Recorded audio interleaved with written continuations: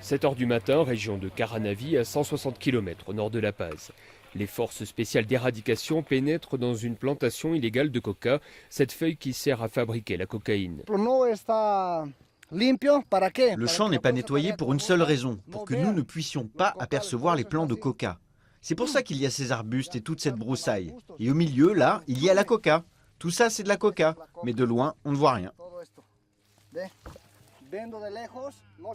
Ce champ appartient à Elisabeth. Ce n'est pas la première fois que les autorités arrachent ces plantations. Pour convaincre les paysans d'abandonner la culture illégale, le gouvernement promet une amélioration des axes routiers et des services publics de base. Ils m'avaient tout promis. Ils m'avaient dit qu'ils me donneraient l'électricité. Mais ils n'ont pas tenu leurs promesses. Ici, j'avais 2400 m² de coca. J'en avais aussi par là et puis en face. Je ne suis pas d'accord avec l'éradication. Parce que notre Dieu nous a toujours approvisionnés en coca. Pour mastiquer, bien sûr.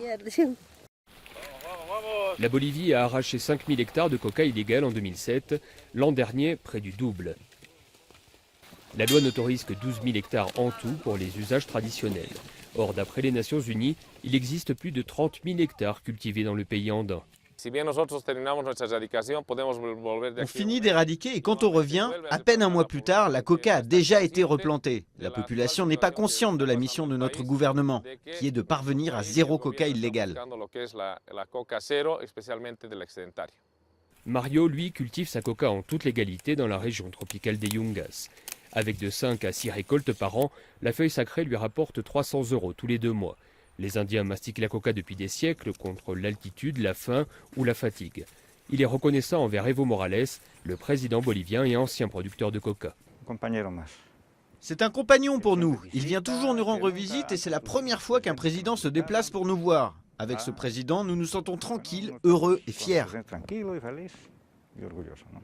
Malgré l'arrachage concerté de coca, les cultures illégales ont augmenté de 22% depuis l'arrivée d'Evo Morales fin 2005, d'après les Nations Unies. Ce qui alimente la hausse de la production de cocaïne et vaut à la Bolivie d'être sur la liste noire de Washington, des pays ne luttant pas efficacement contre le trafic de drogue.